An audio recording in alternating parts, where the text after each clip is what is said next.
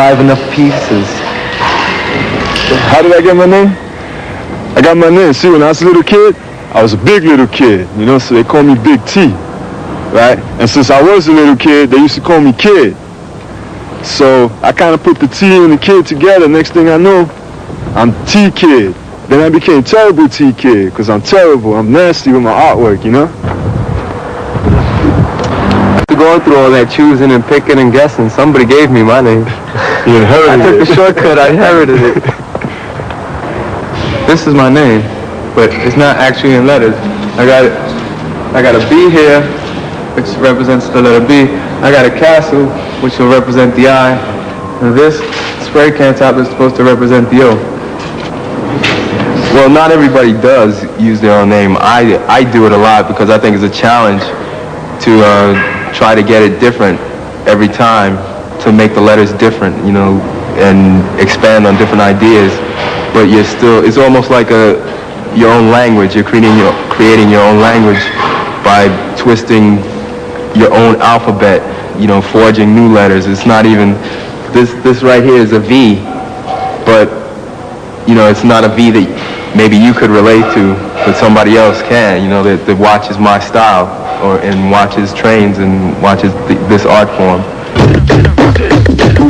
Wow, style.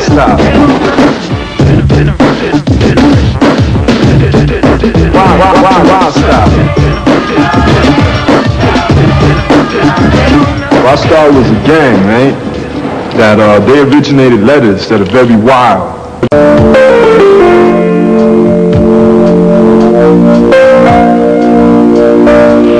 This is a famous photo of Marilyn Monroe. Everyone's seen that, you know, like the dress being pulled up with the ring.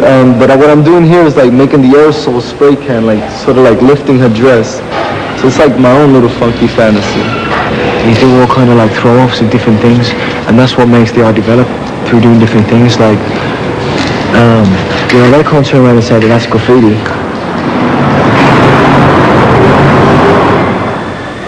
Canvas is just a, you know, another medium just to show the public. It's more of a textbook of, you know, giving them a bit of education on what I'm doing.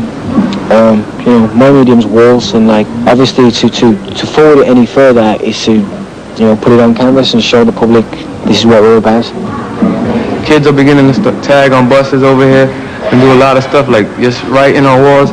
And people's gonna, right away, that's gonna give people a negative response towards the art. And that's what we're trying to prevent here, to tell these kids to, you know, hey, do your work on canvas or do nice commissioned murals. I go around the community, I see these kids, and I talk to them.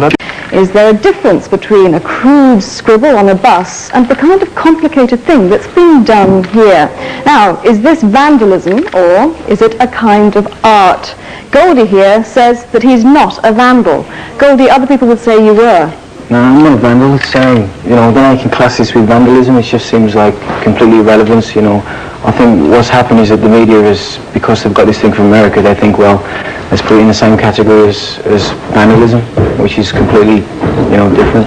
Now, first of all, what's this word? Because a lot of the art that you do has words in it. What are you actually saying here? This is like love, which is love. Yeah, love from the heart, which is the elf dropping a heart into the water and just making a scene, you know, a scene kind of thing. So you're actually saying you've got a message? Yeah, I've got a message behind it, you know. A lot of kids, you know, these days, you know, tagging up and stuff, you know, it's just kind of, it's got nothing to do with this kind of art form at all. Tagging is when you just go around and print your name on something in a public place. What sort of materials do you use? Aerosol cans, you know, that's the only medium that's involved in this kind of art, so, you know, this is where you know, it just works through this medium alone. Well, let's take a look at some of the artwork that you've done over the last few years. Tell us first of all, whereabouts do you do this?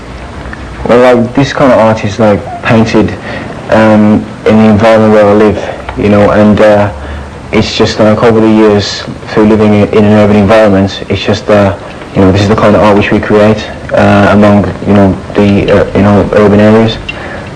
And you paint on trains, you paint in public places, don't you? Yeah, I paint on, you know, I paint everywhere where I feel that, you know, I want to paint. You know, if I want to create something like this, it's you know, any place will do as far as I'm concerned. For shows and various other things, you know, you paint on canvas and various other things to give the public a kind of eye view of what it's all about. But it doesn't really, you know, where I've been brought up is where I think I have the right to put my mark, so to speak. But do you have a right? It is, after all, illegal. Yeah, it's illegal, but it's which way you're looking at it. I mean, it's only through the hierarchy of the society which we have today why an artist can't go out there and paint. You know, 500 years ago, an artist could go out and he could paint murals or scratch on walls, and there was no authority to tell him that he couldn't do that. You know, I mean, if I'm being a vandal and going around writing my name and destroying stuff like that, that's fair enough. There's an argument there, but you know, when I create something like this, I don't see anybody's got the right to come to me and say to me that I'm not allowed to do that. You know. Well, let's just find out exactly if that is the case, because we have with us Superintendent Richard Fowler. Now, if you saw Goldie standing in front of a wall in a public place doing this kind of thing, would you arrest him? If we're in a public place, yes, I would. I do accept, first of all, that Goldie does have an artistic talent, and as such, he's one of the minority. But it's where they choose to employ that talent. And if you start doing it on public places or on private places where you don't have permission or authority, and society does not accept that you should do it there, then it's pure vandalism, and it's criminal. A mural, 100 feet long and 10 feet high, to be erected, when completed, in Hurst Street near the proposed Chinatown redevelopment area. The Supreme Graffiti team were commissioned jointly by West Midlands County Council and Birmingham Inner City Partnership. It's their 4th project to date, and their reputation as genuine street artists is growing rapidly throughout the Midlands. It's a mural on a Chinese theme to demarcate a recognisable Chinese tourist area in the city. Did you need to get the final design for this mural passed by anyone in particular? Yes, we needed to go to the head of the Chinese community, a gentleman called Roger Lee, and he had a look at it, and with 1 or 2 amendments he okayed it. What about the finished product? If she comes along and says, well, I want this changing and that changing, you're quite happy to do that? Yes, I think, you know, obviously within certain boundaries, I think we can make changes, because this form of art is quite quickly executed. I would say it's probably the largest public spray can mural project that has ever been undertaken in the country. Vandals have already had a go at the mural, but the specially mixed tins of paint can easily wipe out any traces of illegal graffiti. Cliff Price is the designer and an expert in this form of street art that originated in America as a method of brightening up the inner city areas. The finished mural will look like this pattern in about 4 days' time, and it'll make an eye-catching addition to the city skyline.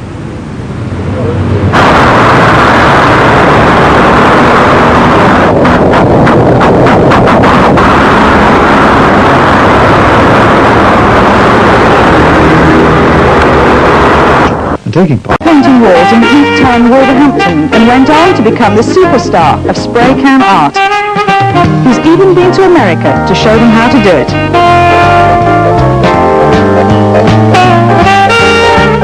He's the folk hero to every kid who wants to try graffiti, the art of painting someone else's wall without permission.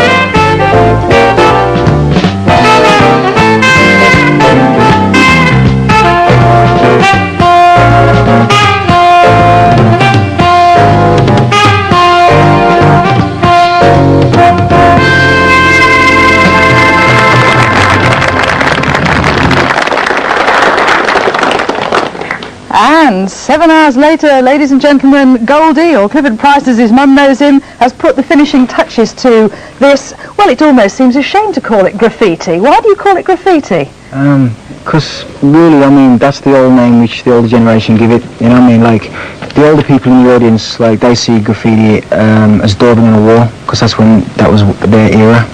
And now, like, the new art of the 80s, it's still called graffiti, but hopefully we'll shake that name in the future. So, what's the answer? To you, is it vandalism, is it a crime, or is it art? Obviously art.